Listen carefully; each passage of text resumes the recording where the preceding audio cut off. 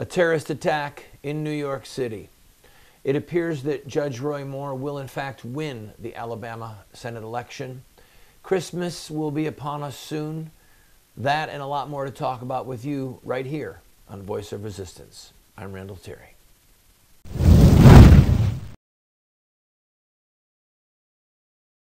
Akayed Ullah. He's 27 years old. He is from Bangladesh. He is a devout Muslim. And to express his support for the Islamic religion and for the Islamic State, he prematurely or incorrectly, the reports are still not clear, detonated a pipe bomb that he was wearing in New York City at the Port Authority. Thankfully, no Americans were seriously hurt. No one there was seriously hurt. He is still alive and in custody. He made the bomb where he worked as in an electronics factory. We'll just give you developments as they come forward. Again, foreign born, been here in America, according to the reports that I've read so far, been here legally, and is trying to kill Americans in support of his religion. And I'm sorry, friends. I want to deal with this story quickly, and I want to move on. And the reason I want to deal with it quickly is because to accurately assess the threat of Islam, one must study Muhammad and the first generation of Muslims. It's just that simple. Most of us as Americans have almost like a political, genetic predisposition. We're hardwired to think that religion is good. If you're devout, I might not agree with you. I'm a Christian, and the scriptures clearly teach that faith in our Lord Jesus Christ as the Son of God, God the Son, faith in his atoning death, that's how you get to heaven, okay? And any number of other aspects to the Christian faith. He that believeth and is baptized shall be saved, the scripture says. There is no other name given under heaven among men whereby we must be saved except for the name of Jesus. If you're a Buddhist, I'm going to preach to you. I just am. But I'm not going to try and kill you, because that's not what Jesus taught. Jesus, when two of the apostles, I believe it was the sons of thunder, James and John, the sons of Zebedee, when the people of a town in Samaria would not listen to Christ preaching, they said to him, "Do you want us to call down fire from heaven like Elisha did when it consumed the children?" Or Elijah did, rather. I'm sorry, not Elisha. Elijah, the bears who killed the children with Elisha. "Do you want us to call down fire from heaven like Elijah did?" And Jesus rebuked them and said, "You don't know what spirit you are of." You don't know what spirit you are of. The Son of Man did not come to take life, but to save it, and to give his life a ransom for many. That's the Christian faith. Muhammad, on the other hand, the founder of Islam, was exactly the opposite. Muhammad said, "I have been made superior over other prophets," including Jesus in his mind. "I've been made superior over other prophets because God allowed me to use terror cast into the hearts of his enemies and my enemies." He believed that he was called to use terror to convert people. The words of Jesus, "You don't know what spirit you're of." That was Muhammad. He ordered his generals repeatedly to go and to say to a city, "You can embrace Islam and you'll be safe. You have saved your lives and possessions from me," from Muhammad.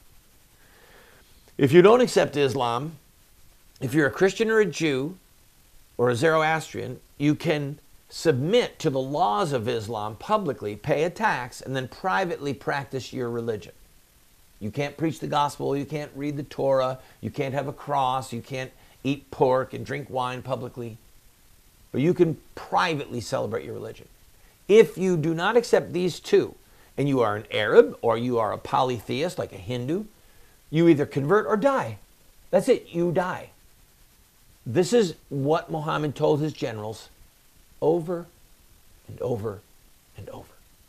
So when we look at what happened in New York City, we have to study the narrative of Muhammad's life. And it becomes really distasteful for us really quickly.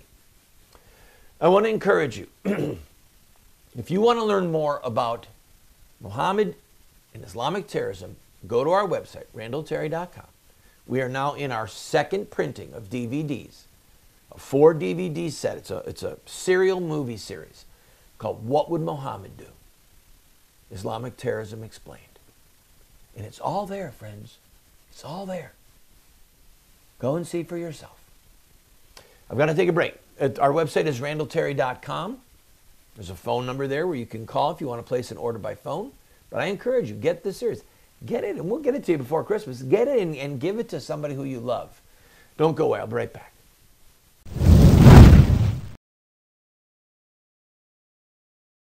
Today, many so-called Christian intellectuals believe that the God of evolution used billions of years of death and destruction to evolve the bodies of the first human beings.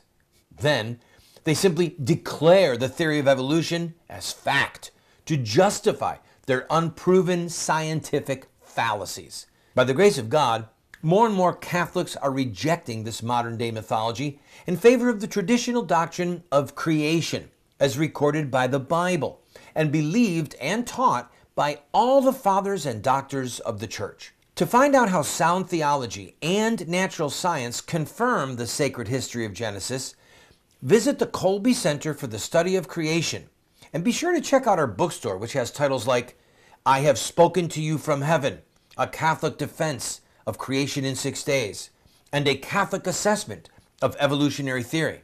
That's the Colby Center for the Study of Creation.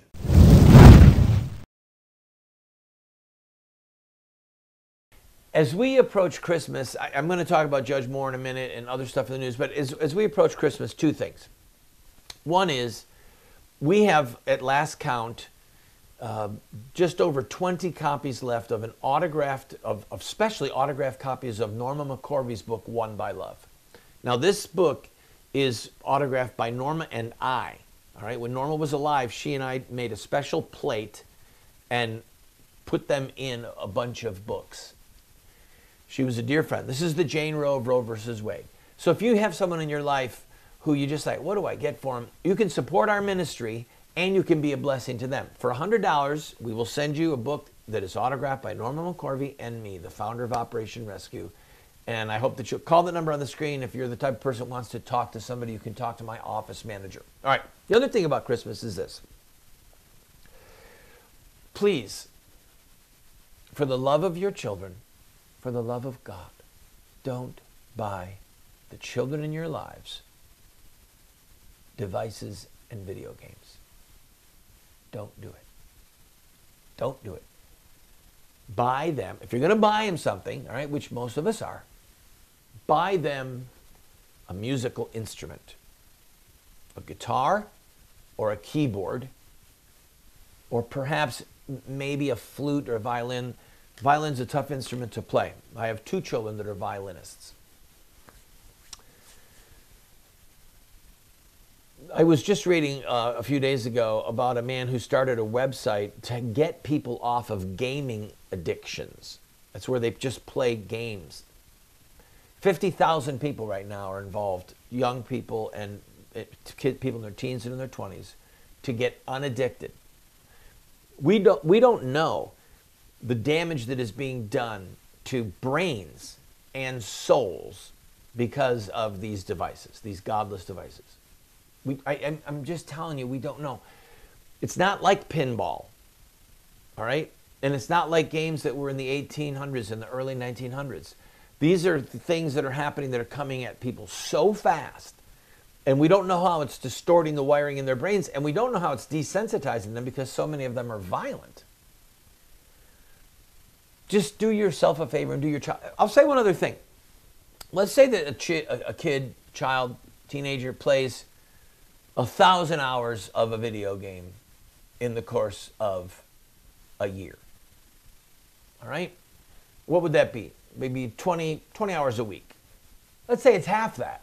Just 10 hours a week. 500, that's a couple hours a day. Let's say it's 1 hour a week. Okay? I mean, 1 hour a day, rather. I'm sorry. That's 365 hours. 1 hour a day, just...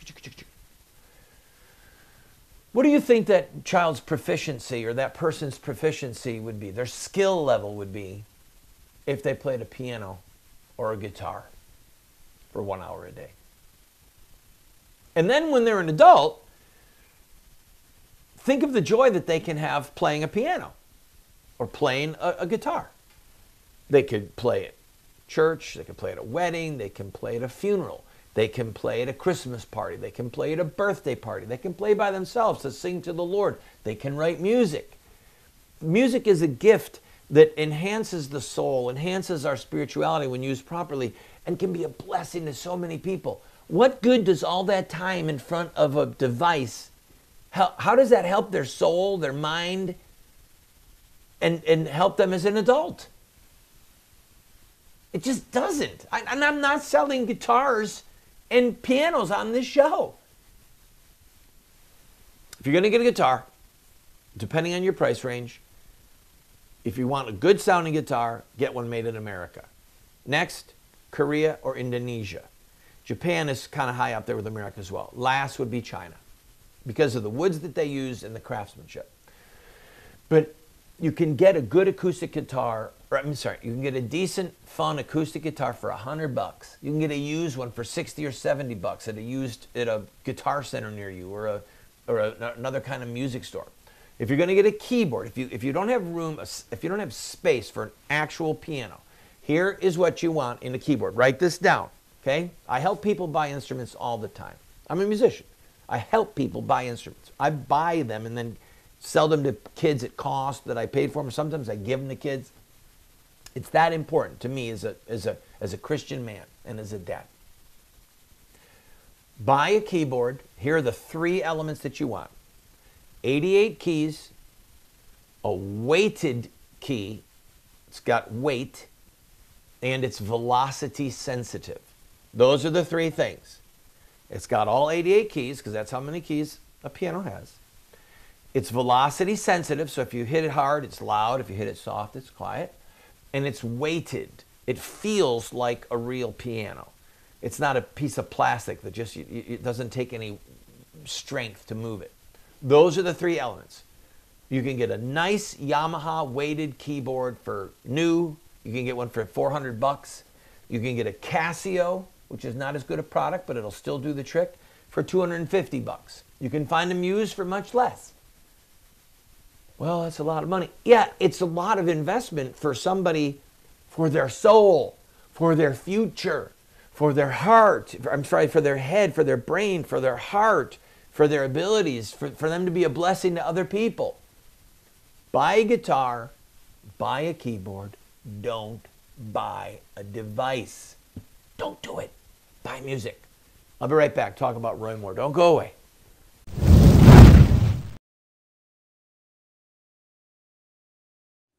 Have Muslim terrorists hijacked the peaceful religion of Islam? Or is there more to the story? The answer lies in the life of one man, Muhammad, the founder of Islam. Muslim terrorists see themselves inside a 1,400-year-old story, a narrative that focuses on specific events in the life of Muhammad. We are going to look at Muhammad's life using their most sacred literature. We will look at Muhammad at the Battle of Badr. We'll see him deal with those who mock him. We'll see the times when he used deception. We'll witness Muhammad's anti-Semitism. And yes, we will discuss Muhammad and his teachings concerning sex, slavery, and jihad. Friend, if you want to understand Islamic terrorism, get this series today.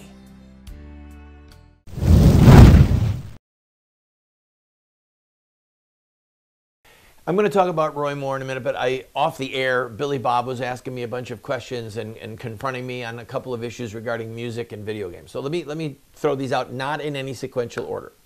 Number 1, some part of this has to do with the demographic of this show. The average age of the person watching Randall Terry, Voice of Resistance, is going to be older, all right? Most of us, if we did play video games, we were playing Pac-Man, right?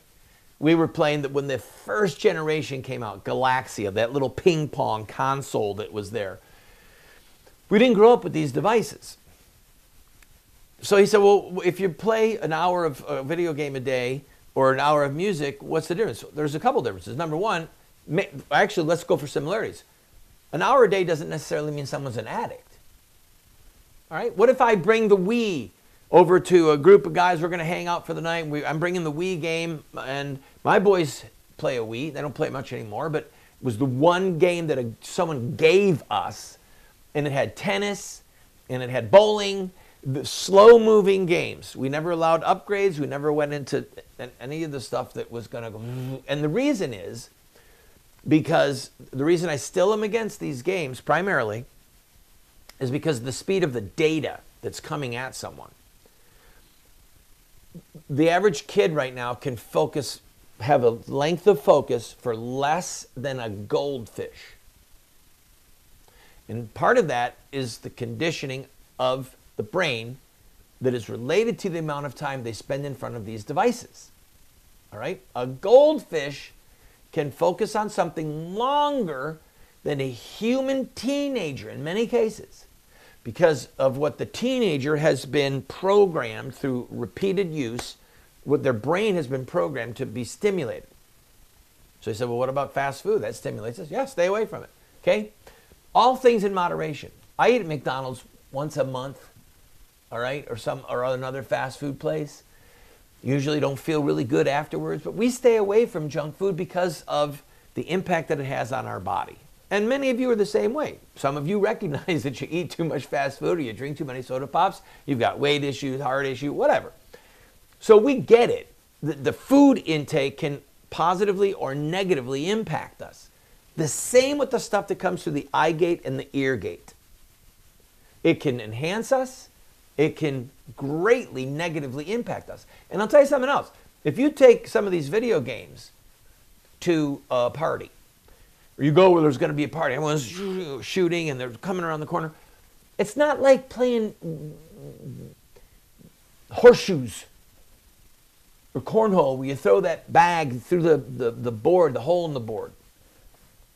The pace of the game, the amount of hand-to-eye coordination, what you're getting out of the convivial nature, the fun time. Hey, we're hanging out together, we're playing horseshoes. I've had some fun times playing horseshoes, but it's not just the shot. It's the laughter, it's the jokes, it's who messed up, who made a great lucky shot. And the long-term impact on the brain of playing horseshoes, I would argue, is probably going to be positive. And while some of the long-term benefit of playing a simulator game, there are kids who started off on simulators for flying and now are pilots. I'll tip my hat to that. A pilot has to learn how to fly in a simulator. I get it. But nevertheless, music is inherently spiritual. It's inherently a part of who we are. It has been with us since the dawn of time. C.S. Lewis, in his allegories, showed Aslan, who's a type of Christ, singing the world into existence. Other philosophers have said the same thing. When Jesus was born, the angels sang. David played an instrument and drove demons away from Saul by playing an instrument. Do you really think if David came in and played a Nintendo that it would drive a demon away from Saul? And I don't think so. So there's something inherently spiritual about music and inherently geared, at least, to be a long-term blessing. Listen, I get that there are musicians and music that are used for sensual, evil, immoral purposes. I get it, okay? You don't have to go any further back than the 60s and the 70s or even present day. Look at some of the genres of music. They're geared towards things immoral. But again, that shows that music has within it a spiritual dynamic to move towards good, to move towards evil, to just have a soothing, calming effect, to drive away demons. Why not give a gift to a child, a guitar or a keyboard, just for starters, that can help them in their journey and then can be a blessing for them for the rest of their lives?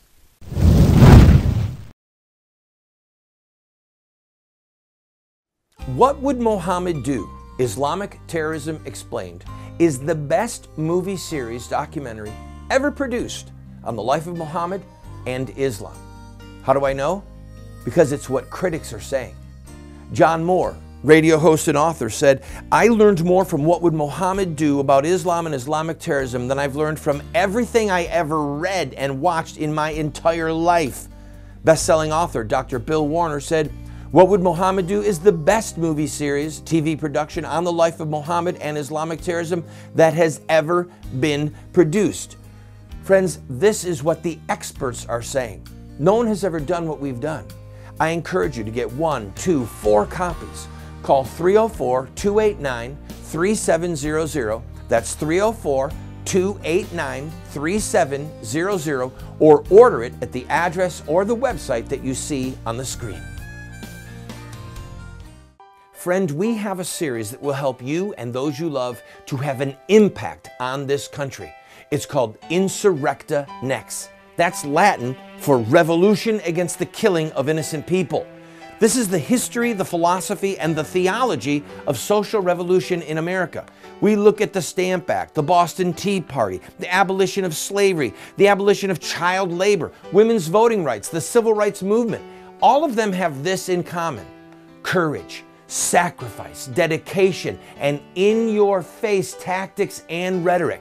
That's one of the reasons that we've been losing the culture wars the last 40 years, is because the bad guys are using these tactics and we aren't. We will send you this 14-part TV series along with these manuals for students, a teacher's facilitator guide for only $40. Go to 304-289-3700, 304-289-3700.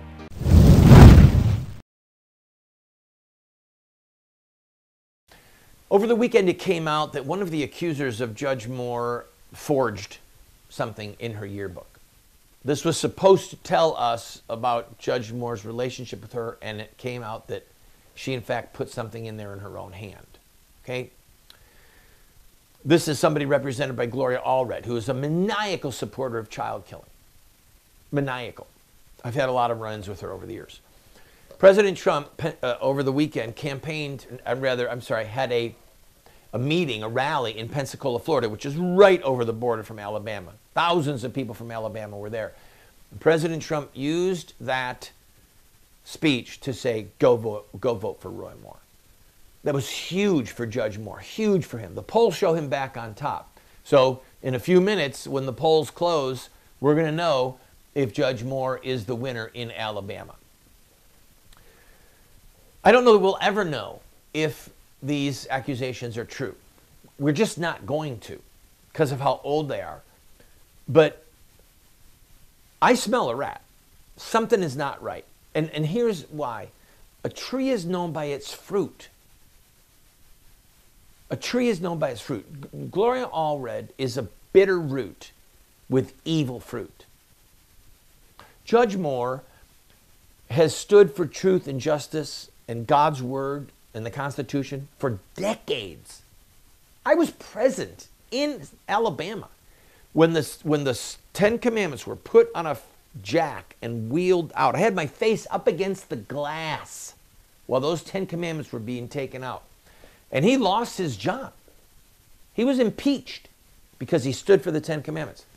He won election again as the Chief Justice of the Supreme Court, a second time, and was impeached again because he resisted the Supreme Court's demonic decision to have so-called same-gender marriage. A tree is known by its fruit. We see Judge Moore's fruit. So President Trump said, who do you want representing the values that we cherish and the issues and the principles that we're fighting for and the policies that we're fighting for? So if Judge Moore is it's like somehow involved in something, and the other guy he's running against never did anything, but this guy supports the murder of babies, and Judge Moore supports the lives of babies, I'm voting for Judge Moore. It's easy. We'll see what happens.